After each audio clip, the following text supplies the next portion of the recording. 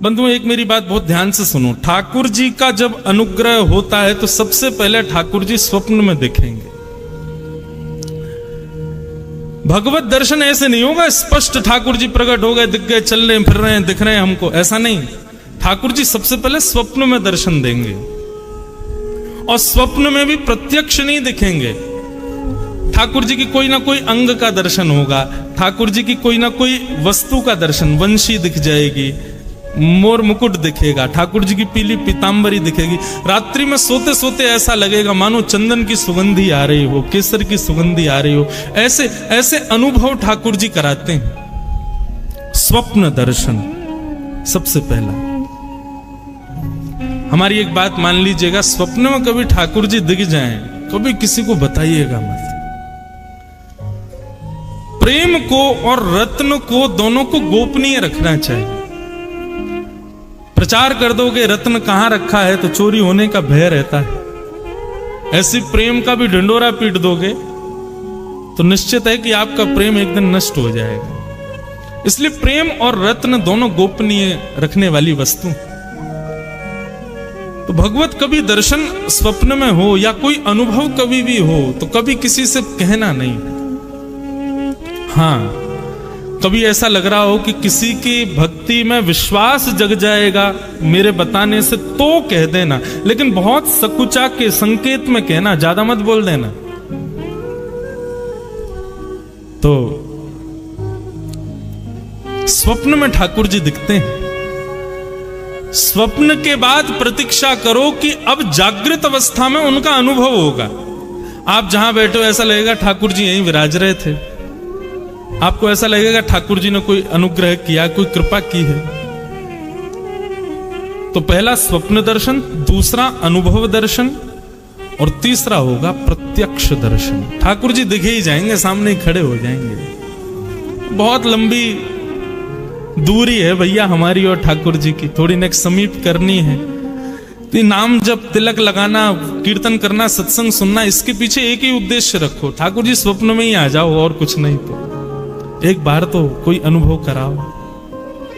तो बंगाल के एक भक्त को ठाकुर जी ने स्वप्न में जाकर के कहा कि तुम वृंदावन जाओ, हम तुम्हारी भक्ति से बड़े प्रसन्न हैं, और वहां एक गौड़िया वैष्णव बाबा रहते हैं, उनके यहाँ मदन मोहन जी की सेवा है, तुम वहां जाकर के उनका अनुग्रह स्वीकार करो। बंगाल से वो व्यक्ति वृंदावन आया, सत्य घटना है। वृंदावन आकर के उसने बाबा जी का परिचय पूछा, उनके पास गया, जाकर के उसने ये नहीं कहा कि ठाकुर जी ने स्वप्न में आज्ञा की है। भक्त का ये भी स्वभाव होता है, वो अपने ऊपर होने वाली कृपा का प्रदर्शन भी नहीं करता। एक बात से बचिएगा, भक्ति में प्रदर्शन की स्थिति नहीं आनी चाहिए। हम सबको दिखाएं कि देखो हम भक्त हैं, नहीं, ऐसा भी नहीं होना चाहिए। अपनी भक्ति को जितना हो सके गोपनीय रखो, छुपाओ। इस भक्ति की प्रणालिका को कहते हैं अंतर्निष्ठ भक्ति। जैसे एक प्रकार से आज की भाषा में कहूं, हमको कोई प्रिय लगता है, हम किसी से प्रेम करते हैं, लेकिन कभी कहा नहीं है? लेकिन कई लोग होते हैं, अरे कह दो, कहने में क्या जाता है, बता दो कि तुम प्रेम करते हो। लेकिन कई लोग, प्रेम ज्यादा प्रिय कौन सा लगता है? जीवन भर प्रेम किया लेकिन कभी कहा नहीं, ये प्रेम ज्यादा अच्छा माना जाता है ना। ठीक वैसे ही ठाकुर जी की हम पर कितनी कृपा हो रही है, हमारी भक्ति कितनी, इसका ज्यादा प्रदर्शन नहीं होना चाहिए। उसको जितना हो सके गोपनीय रखो। तो आकर के बाबा के चरणों में प्रणाम किया। उसने नहीं बताया कि ठाकुर जी ने स्वप्न में आज्ञा की कि तुम वृंदावन जाओ।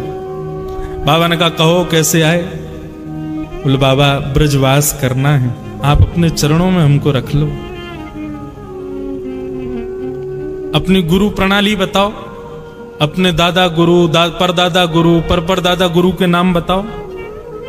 आजकल ऐसा नहीं होता है। आजकल ये पहले बंधुओं दीक्षा तभी देते थे, दीक्षा देने के बाद में आपका नियम होना चाहिए कि गुरु का नाम, दादा गुरु का नाम, परदादा गुरु का नाम, हमारे गुरु परंपरा में वस्त्र कैसे होते हैं, नाम जप कैसे होता है, प्रसादी कब होती है, गुरुओं के उत्सव कब होते हैं, ये सब गुरु प्रणाली में पूछे जाते थे। आजकल किसी को नहीं पता होते। लेकिन कोई बात नहीं, आप अपने गुरु को ही जानते हो, यही बहुत है। तो बाबा ने पूछा, अपनी गुरु प्रणाली बताओ। उसने कहा बाबा मुझे गुरु प्रणाली तो नहीं पता। बोले गुरु प्रणाली नहीं पता? कहीं लिखी होगी, गुरु ने लिख के? बोले है, पर वो तो मेरे घर बंगाल में ही रह गई है, अब मैं तो इतनी दूर से आ गया बाबा।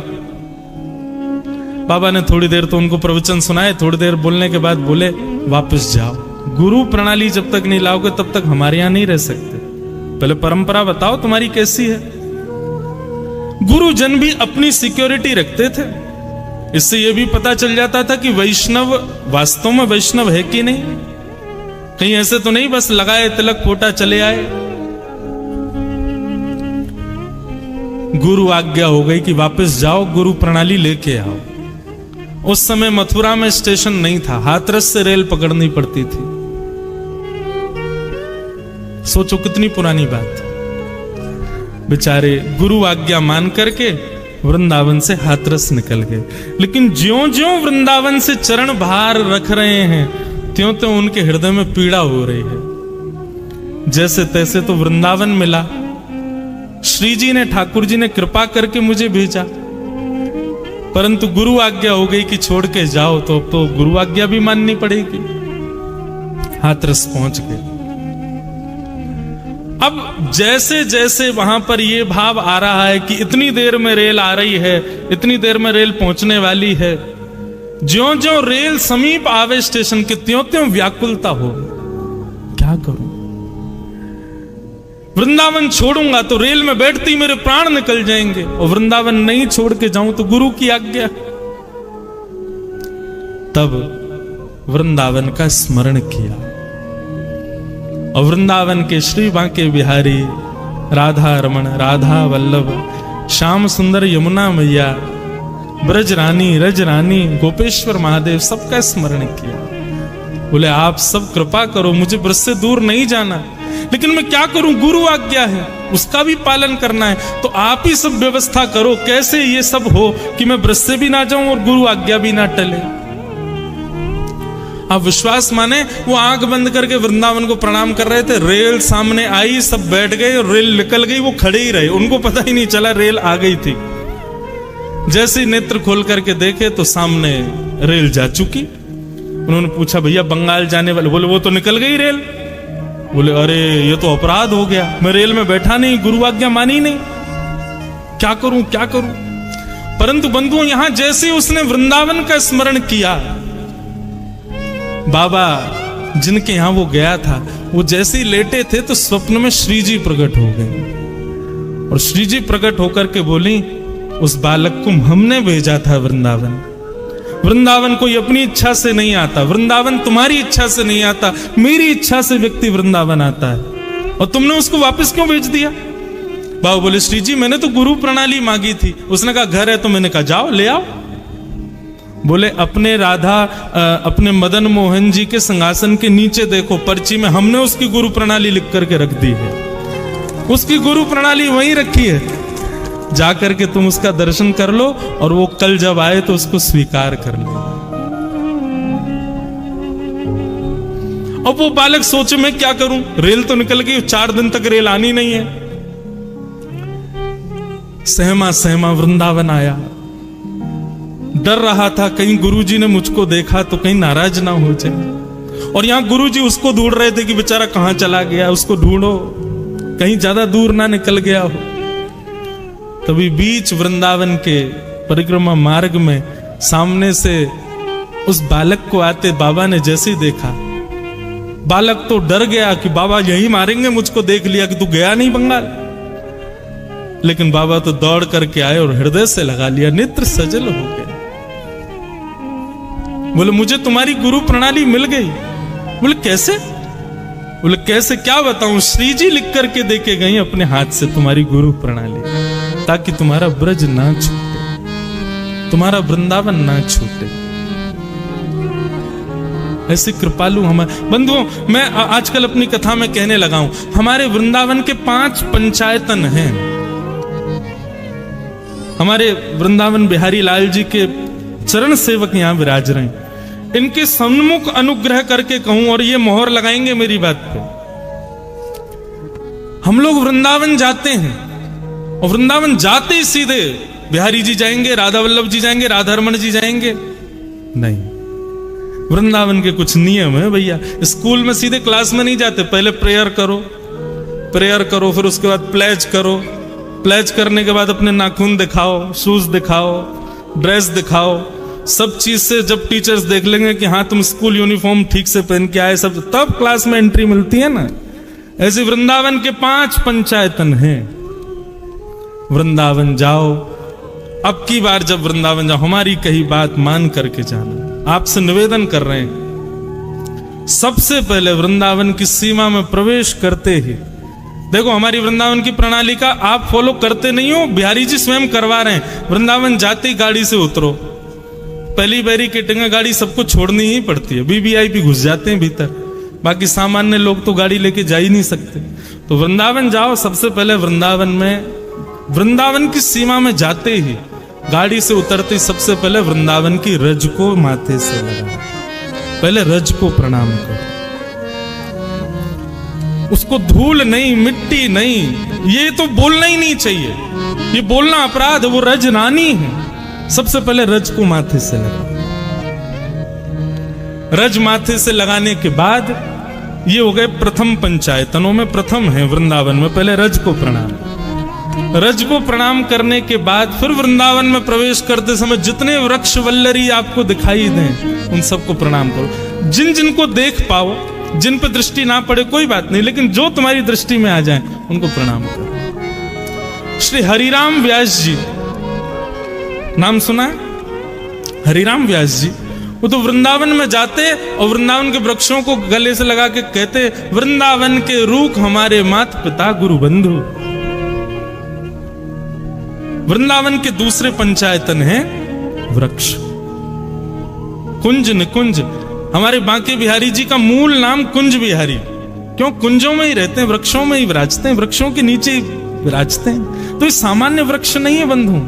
तो पहले रज को प्रणाम, फिर वृक्षों को प्रणाम, और तीसरा श्री यमुना जी को प्रणाम। कितने लोग वृंदावन जाते हैं, यमुना जी को वंदन नहीं करते। जिन यमुना जी का जल बिहारी जी पीते हैं, राधा वल्लभ, राधा रमन सब पीते हैं, पूरा वृंदावन यमुना जी के ऊपर ही टिका है। उन यमुना जी को पहले प्रणाम करो, और प्रणाम भी नहीं करना, आज्ञा लेनी है। रज से भी आज्ञा, वृक्षों से भी आज्ञा, उसके बाद फिर यमुना जी से आज्ञा। और चौथे ब्रजवासी, आपको जो ब्रजवासी मिले, चाहे आपसे तेज आवाज में बात करते हुए मिले, उनको भी प्रणाम करो। सब ब्रजवासियों को प्रणाम करो। हमारे ब्रजवासी ज्यादा गले मिले, ज्यादा प्रेम से बात करें तो समझना कि भैया अभी हमारी भक्ति में कमी है। लेकिन ब्रजवासियों के दारी के कहां ते आया है, कछु दे के जा, सेवा एवा करके जा, तो समझो हाँ श्री जी प्रसन्न है, ये हम पे गुस्सा कर। वृंदावन ये कोई मनगढ़ंत बात नहीं है। वृंदावन शतक में स्वयं लिखते हैं आचार्य गण, सम्मानम कलयाति घोर गरलम। वृंदावन में सम्मान विष के समान है। वृंदावन में क्या हो, बोले नीचपमानम सुधा, कोई आपका अपमान कर दे तो समझो हाँ बड़ी कृपा, जय हो, ये है बड़ी। एक बाबा रहते वृंदावन में, हमारे घर आते मधुकरी पावे, तो मधुकरी पावे आते तो एक दिन पता ना कहा भय हो, अच्छा ब्रज भाषा निकल रही है, आपको समझ आ रही है ना। तो एक बार हमारे घर आए, आके बैठे, माता जी बोली बाबा रोटी प्रसाद, बोले ना चाहिए। दाल प्रसाद, बोले अपने राम को नहीं चाहिए। बोले खीर पाए लो, बोले अपने राम को नहीं चाहिए। बाबा दूध पी लो, बोले अपने राम को नहीं चाहिए। थोड़ा तेज बोल जाए, नेक हम पे चिल्ला जाए, नेक हमको नेक डांट दे, तब समझ में आएगी श्री जी की हम पे कृपा भई, हम पे अनुग्रह भई। तो वृंदावन में पहले रज से आज्ञा, फिर यमुना जी से, फिर वृक्षों से आज्ञा, फिर यमुना जी से आज्ञा, चौथे ब्रजवासियों को प्रणाम। ब्रजवासी बहुत प्रिय बंधु। जगन्नाथ जी का कभी आपको यदि चरित्र पढ़ने को मिले, जगन्नाथ जी की कोई कथा, मैंने एक जगह पढ़ा, मेरे नेत्र इतने सजल हो गए कि जब प्राचीन भारत में जब इतने साधन नहीं होते थे, तो लोग बाग जब चारधाम यात्रा करते थे, कोई ब्रजवासी यदि जगन्नाथपुरी जाता था, महीनों लगते थे पहुंचने में। तो श्री जगन्नाथ जी अपने स्थान पर खड़े खड़े आज कुछ ज्यादा ही प्रसन्न दिखाई दे रहे हैं। तो पुजारी गण पूछते, जय जय, आज बड़े प्रसन्न हो। तो ठाकुर जी स्वप्न में आज्ञा करते, बोले सुनो कल ना 4 लोग वृंदावन से आ रहे हैं, एक नंदगाम से आ रहा है, एक गोवर्धन से आ रहा है, उनके लिए उचित व्यवस्था करो भैया, उनके लिए बढ़िया सुनो सामग्री की तैयारी कर लेना, मेरे ब्रजवासी आ रहे हैं। और सुनो बाकी सबको तो दूर से दर्शन करा देना, पर ब्रजवासी आए ना उनको गर्भगृह में लाके मेरे हृदय से लगा देना, मुझे बड़े प्रिय हैं। तो भैया ब्रजवासियों को देख करके यदि आपको ऐसा लगे कैसे बोल रहे हैं, कैसे चल रहे हैं, अरे देखो क्या कर रहे हैं, नहीं, ठाकुर जी के प्रिय हैं, जैसे हैं उनको प्रिय हैं। तो चौथी आज्ञा ब्रजवासियों से, और 5वीं आज्ञा हमारे वृंदावन में विराजमान देवादिदेव महादेव श्री गोपेश्वर महादेव, उनसे आज्ञा।